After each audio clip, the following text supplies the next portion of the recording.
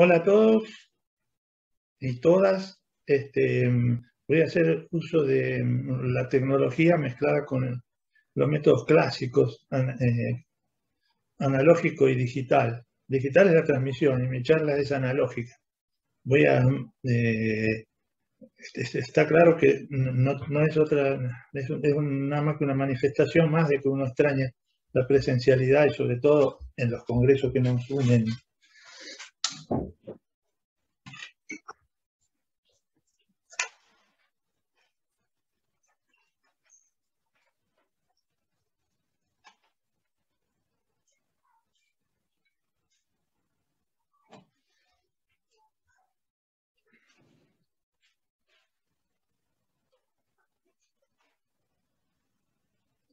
Bueno, lo que tiene esta charla tiene un título un poco eh,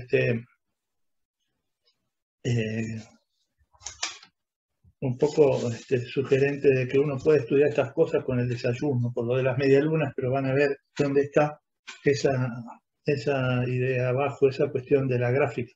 La complejidad espectral de grafos.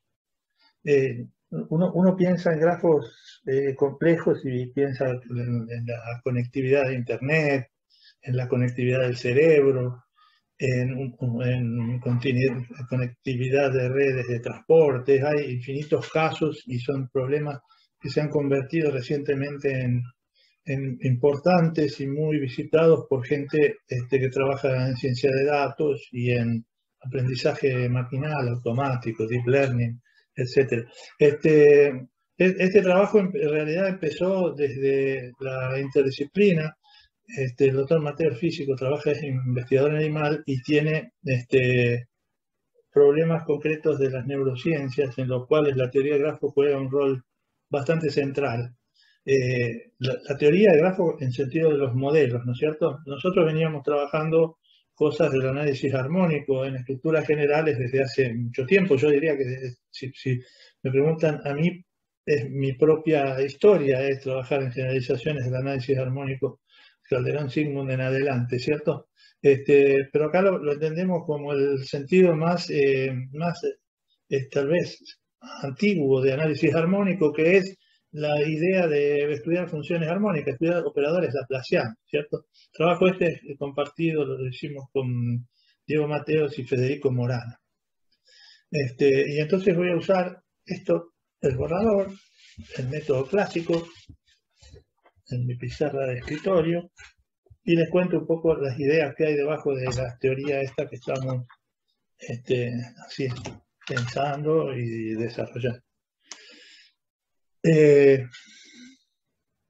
Cuando uno está trabajando en el dominio, en espacios clásicos, usted un omega, un dominio en RN, un dominio en el espacio euclidio, ¿cierto? Entonces, tiene funciones buenas ahí, definidas ahí, U de omega en R.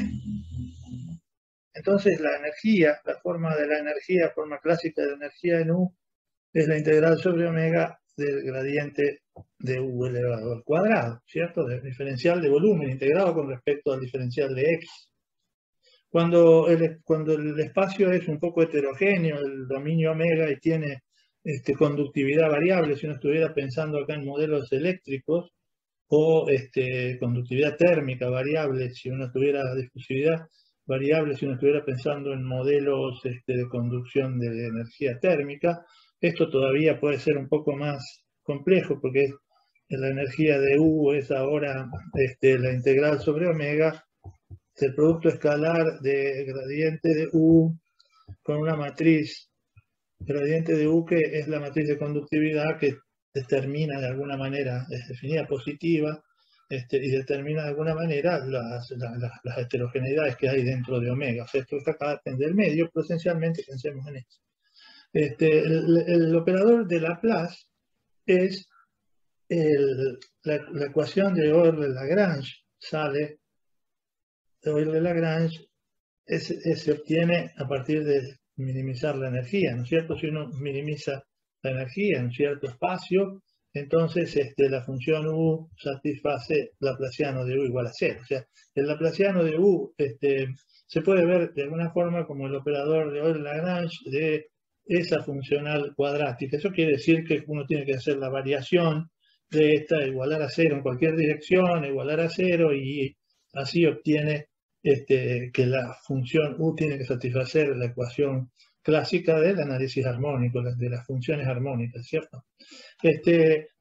A veces uno puede estudiar esto en dominios, en contextos más generales, ¿cierto? Nosotros siempre estuvimos trabajando en espacios métricos y esas cosas, pero hay unos espacios métricos ahora que tienen importancia en la teoría de datos, y la métrica no es una cosa que venga puesta de entrada, pero esencialmente son los grafos, ¿no? Con conectividades, ¿cierto? Uno tiene un grafo. Pensemos así, supongamos que todas las aristas se conectan con todas, es un grafo completo ¿cierto? Así, se conectan todas con todas, y que lo que tenemos acá entre el nodo I y el nodo J, vértices I y J, un peso, un A sub I J, que puede ser 0, por ejemplo. Si fuera 0, quiere decir que la arista no está, y si fuera... Si la matriz es solo de ceros y unos, este es un grafo clásico, ¿no es cierto? Un grafo en el que se mide la conectividad entre los nodos, pero puede ser en principio pesos. Y cuando uno mira la forma de la energía en este conjunto, ahora en el conjunto de los vértices, y está pensando que tiene señales, o sea, funciones U definidas sobre los vértices, sobre el conjunto de los vértices, ahora, ¿no? Los índices I, que van desde 1 hasta N, y va a R, entonces la función E de U, la función energía de U, está parecida a aquello por la suma, nada más que acá, como no tenemos ni siquiera métrica, definir el gradiente es más difícil. Sin embargo, está claro que lo que estamos midiendo es diferencias de potencial, es lo mismo que hacíamos allá, ¿no?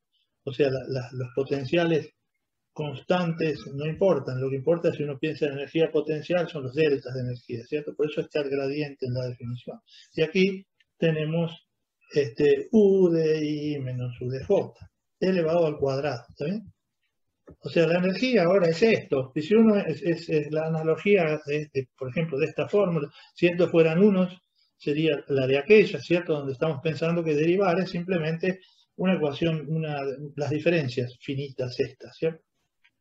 N es el número de vértices en el grafo y esa es la energía. Cuando uno le aplica a esto, hace la derivada de Gateau de la energía en una función U y en todas las direcciones B, y busca cuándo esto se anula para toda B, encuentra lo que se llama la ecuación de Laplace, análoga a esta, pero en el grafo, en el grafo ponderado, ese que estamos teniendo con pesos a subir. Y entonces la ecuación de Laplace en ese caso se vuelve esta, ¿no?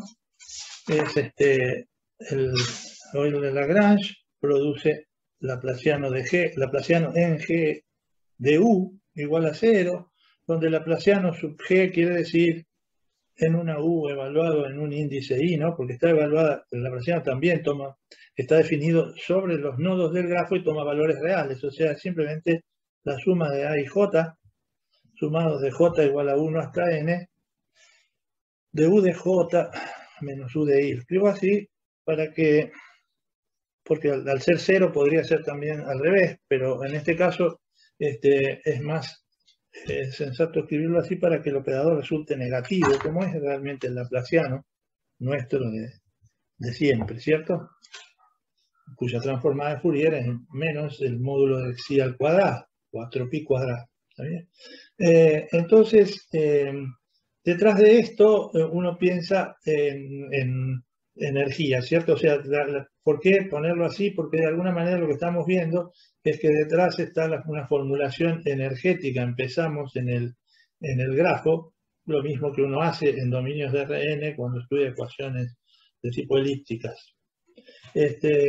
Y por otro lado, la mecánica cuántica, si uno piensa en los términos en que la mecánica cuántica define en lo que la mecánica cuántica define una partícula libre. Una partícula libre es que no hay ningún potencial dando vuelta y no está condicionando el movimiento, digamos, del electrón. La partícula libre tiene potencial B igual a 0 y por lo tanto el hamiltoniano se reduce esencialmente, salvo las constantes de Planck y etcétera, al operador de Laplace. El hamiltoniano es ¿cierto? Entonces uno puede pensar, teniendo un operador de Laplace en un grafo, que tiene una analogía de una partícula libre en un grafo, porque piensa en la ecuación de Schrödinger, si quiere, con esto adentro de la variable temporal y este laplaciano en lo que serían las variables espaciales. La ventaja de este pensamiento cuántico es que von Neumann ya usó la teoría espectral del laplaciano ordinario, del operador, digamos, de realidad, no solo del laplaciano, sino del hamiltoniano más generalmente, más en general, para definir lo que se llama la entropía de von Neumann, que ahora la mostramos, ¿no es cierto? Pero en una partícula libre, en el grafo podemos pensar en que nuestro laplaciano es el laplaciano sub G que acabamos de definir. Ahora resulta que el análisis de espectral de delta sub G está bueno porque el operador es simétrico y definido negativo. Es simétrico y pongo así, y menor o igual que 0. Entonces esto tiene una resolución espectral. Tiene n-1, tiene un autovalor 0 y n-1 autovalores negativos, o sea, digamos 0 igual a lambda 1, mayor estricto pongamos que lambda 2, mayor o igual que lambda 3, etcétera, mayor o igual que lambda n, y una sucesión de funciones correspondientes, de autofunciones, phi sub 1, que están definidas sobre los vértices, ¿cierto? Phi sub 2, etcétera, hasta phi sub e. Entonces, esta es una normalizada, forma una base ortonormal digamos, el L2, por el conjunto de todas las funciones definidas en los vértices, ya que es finito, y tenemos para cada grafo G, tenemos estos niveles posibles de energía, ¿no? Que serían los saltos de los niveles de energía. En la formulación clásica, von Neumann definía para espectros discretos del problema, definía la entropía, que después le pusieron el nombre, la suma en I, de los módulos de los lambda I por el logaritmo de los lambda I. De alguna manera, en analogía con las fórmulas de la entropía para particiones de espacios de probabilidad, ¿no? Como P sub I por el log de P sub I.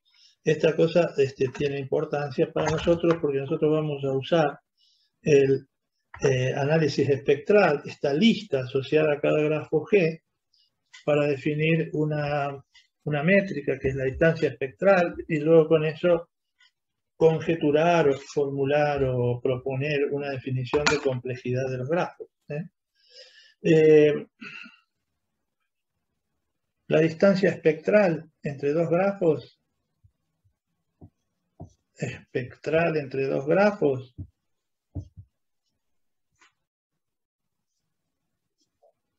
es sencillamente tomar dos grafos G1 y G2, estamos suponiendo que están hechos con el mismo número de nodos, o sea, si quieren pensemos es el mismo grafo, pero con distintos pesos, ¿no? O sea, G1 y G2, entonces uno tiene una lista asociada a G1, de una lista espectral, ¿no es cierto?, de lambda I, phi sub I, y tiene otra lista espectral asociada a G2, que es mu sub I, psi sub I, pongámosle, estos pares. Una base ortonormal, distinta, otros autovalores, los dos están hechos sobre el mismo conjunto de vértices, y uno puede decir cuán lejos están espectralmente usando alguna norma en Rn para mirar cuán lejos están los vectores espectrales, ¿cierto? O sea, esto que acá es la norma, de lambda flecha menos mu flecha, pongámosle, donde la flecha es coleccionar los lambda y la flecha de los lambda y la flecha de los mu es coleccionar los mu sub j. Esto es alguna norma, nosotros vamos a usar la norma euclidia, como siempre es más confortable por muchas razones. Y entonces, puestos en esta situación, vamos a definir la complejidad. Está bien, o sea, simplemente hay una sola idea adelante de esto, que cuando uno tiene que decir básicamente una, ¿no? Hay una idea de simetría. ¿Qué puede querer decir que un grafo sea complejo? Y quiere decir que uno lo considera lejano a las situaciones más sencillas. Guardémonos en la idea, entonces, esa de sub S, ¿no? La distancia espectral entre dos grafos es simplemente alguna norma de la diferencia de sus vectores espectrales, de vectores de autovalores. Entonces, con eso en mente, podemos decir así, a ver, supongamos que yo tengo Z, que es el grafo nulo. ¿Qué quiere decir el grafo nulo? Quiere decir que todos los A sub I, J son todos ceros. Los A sub I, J son todos nulos, o sea que no hay ningún link. Y después, F, le ponemos F por full, que sea A sub I, J, todos unos, cuando el I es distinto del J, ¿no? Acuérdense que al no haber bucles, estamos suponiendo que no hay bucles, así que cuando I y J son 0, la diagonal es 0 y todo 1. Este que está acá es el grafo full, y este que está acá es el grafo nulo. Entonces, en principio, los dos tienen deberían tener la misma complejidad porque son los más sencillos, o sea, uno llena todo, no llena nada, ¿cierto? Entonces, en principio, una manera de tomar distancia de esas dos situaciones es, por ejemplo, definir complejidad de un grafo G como la distancia espectral de G al grafo trivial por nulo por la distancia espectral de G al grafo completo por demasiado lleno. Entonces miramos esa especie de forma cuadrática en la D sub S aplicada al grafo G que estamos inspeccionando, y con eso vamos a ir a mirar, lo decimos así, todos los grafos para un n dado, y en principio exploramos un poco para n chicos y grandes, ¿de acuerdo? Entonces, lo que encontramos es que buscamos relaciones entre esto y la densidad de conexión de un grafo G. ¿Qué es la densidad de conexión? Esta es la complejidad. Esto es complejidad de G. Entonces, uno podría tener también en mente que hay alguna relación entre la complejidad y la densidad, pero esta cosa, este que está acá tiene densidad nula y este que está acá tiene densidad máxima, 1, ¿no es cierto? Entonces, repasemos qué es la densidad de conexión. La densidad de conexión en un grafo, digo con otro color, si no se los mezcla, densidad de conexión en G es simplemente le llamamos delta de G, es simplemente el número de aristas efectivas. Estoy pensando grafos aquí de A sub I J igual a 0 o 1, nada más, ¿no? Número de aristas efectivas que tiene el grafo, el número de unos, dividido el número de aristas posibles. Número de aristas posibles. Al número de aristas vigentes le llamamos M, y a esto lo tengo que dividir por el número de aristas posibles, que es n por n más 1 sobre 2. Entonces esto queda 2m sobre n por n más 1, donde n es el número de vértices. Por n menos 1, perdón. Donde m es el número de vértices. ¿Okay? Entonces lo que queremos ver un poco es qué pasa si hay alguna dependencia funcional o algo por el estilo, en principio esa es la cosa que buscábamos, entre número de aristas, entre densidad y complejidad. Queremos un poquito pensar en eso, en la relación entre esas dos cosas, en densidad y complejidad, donde esa es las definiciones son esas dos, una muy conocida y otra un poco más novedosa, que es la que estamos proponiendo nosotros para analizar algunos problemas de señales cerebrales. Esencialmente la aplicación es a pacientes con epilepsia y poder detectar la complejidad de los grafos de señales que se obtienen en distintos estados. La complejidad está obligada a crecer cuando la conexión se mueve entre 0 y 0.5. O sea, uno lo que ve es que la complejidad, nuestros gráficos van a ser todo el tiempo así. Vamos a estudiar complejidad en el eje horizontal, vamos a poner la delta, o sea, la densidad espectral, y en el eje vertical vamos a poner la complejidad. Y estamos tratando de dar un grafo, ver dónde lo ponemos acá en este lugar. La complejidad, la densidad esta es un número entre 0 y 1, y la complejidad en principio no lo tenemos acotado, no sabemos, porque dependiendo de los grafos puede ser grande y en los dibujos vamos a normalizar. Pero en principio la pregunta es, ¿puede la complejidad ser una función de delta? Y uno dice, podría ser que sea 0 acá, porque nos parece que no es complejo acá, ni es complejo acá, donde el grafo full está acá y el grafo nulo está acá, y que entonces podría ser alguna curva acá adentro, ¿cierto? Y uno podría esperar que justamente la complejidad ocurra en los lugares de mayor, de promedio, de densidad espectral, de densidad de link, de conexión.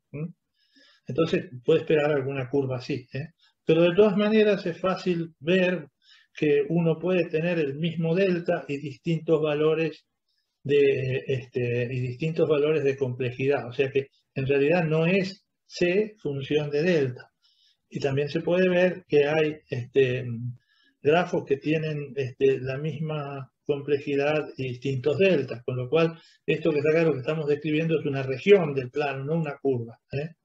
No es una curva, ¿no es cierto? Y bueno, lo que me gustaría ahora mostrarles brevemente es el aspecto que tiene. O sea, nosotros lo que hicimos fue probar que era una región accesible después de normalización, que luce así como una media luna, en la cual hasta donde nosotros podemos ver, los grafos viven todos aquí adentro, pero todos, hay una región de contención de los grafos. O sea, es cierto que la variabilidad máxima de alguna forma de la complejidad ocurre en el medio de las densidades, pero en todo caso, para toda densidad, por chica que sea o por grande que sea, ocurre que hay un intervalo de complejidades y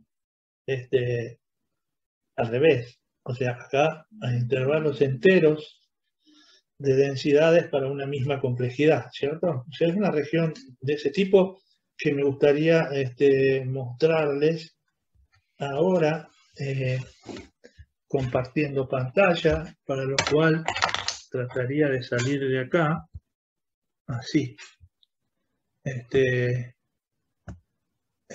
Creo que están viendo, se está viendo, ahí está, esa es la media luna, en el que está en el eje de las X la densidad de conexión, y ahí están esbozados y dibujados algunos grafos muy, muy conocidos, y entonces uno empieza a ver a detectar, básicamente esto es muy empírico, estamos detectando, pero creo que no compartí pantalla, o sea, si no compartí pantalla no se va a poder ver. Vuelvo para acá, amigos míos, y entonces quiero compartir esta. Ahí vamos, a ver si ahora comparto, es posible que sí, ahora se está viendo la forma. Entonces tenemos, los grafos ocurren todos adentro de esa región, que le pusimos media luna. Todos los que podemos probar, pero de todas maneras esto que está acá está hecho, los dibujos están hechos para n igual a 15, pero en realidad todo esto está calculado para n igual a 100, hasta 400, para grafos de 400 nodos han sido hechos experimentalmente, y lo que uno está más o menos viendo acá es qué lugar ocupan en las situaciones fronteras, limítrofes de esto, ¿no es cierto? De alguna manera, la parábola de abajo, la línea esta de acá, que yo le digo parábola, pero no está probado que sea una parábola, ¿eh? De todas maneras, esta otra, la de arriba, todavía es menos parábola, porque estas pendientes lucen mucho más abruptas, y en la curva de abajo que limita la media luna, están las redes, los látices, ¿eh? Más o menos están los látices por acá, arriba, cerca de esta curva, y arriba están los multi-hubs, las multiestrellas, los grafos de mayor complejidad parecen ser cosas mezcladas, ¿no es cierto? Como multiestrellas, que quiere decir que tienen muchos nodos, multi-hubs, o sea, nodos con mucha concentración y otros con menos. En cambio, estas cosas de acá, las de abajo, son esencialmente látices, grafos parejos, ¿no? Como si uno estuviera pensando en discretización, en redes sencillas de discretización de algún dominio en RN o cosas como esas, ¿cierto? Entonces, acá abajo está de alguna forma la más baja complejidad, dada la densidad, y los multi-hubs y las multiestrellas son las que están arriba. En el medio ocurren situaciones como estas, ¿no es cierto?, en las que se mezclan, porque la rueda, por ejemplo, tiene un centro con mucha convergencia, pero después todos los nodos están unidos. En cambio, si hacemos los rayos solos de la bicicleta, esta cosa se corre hacia arriba y frente a los que tienen la misma densidad que ella, es muy alta la complejidad. Esta situación que se observa acá, lo que hicimos fue probarla o hacerla funcionar en los modelos, en 3 modelos básicos probabilísticos de generación de grafos aleatorios. Esto que está acá es con el modelo de Erdős-Rengyi, que es básicamente el más clásico de todos, en el que la densidad de la link density, la densidad de conexión, está estrictamente relacionada con el parámetro de probabilidad P que tiene la construcción de Erdős-Rengyi adentro, como intrínseca, y lo que estamos viendo, a pesar de que no es exactamente, está por arriba de los grafos de tipo látiz que encontrábamos, están muy cerca de la línea de abajo en comparación. Este es el modelo de Erdős-Rengyi. El otro modelo que probamos es el de Watt-Strogatz, que es en el que también, si uno mira así a grosso modo, lo que está encontrando es que la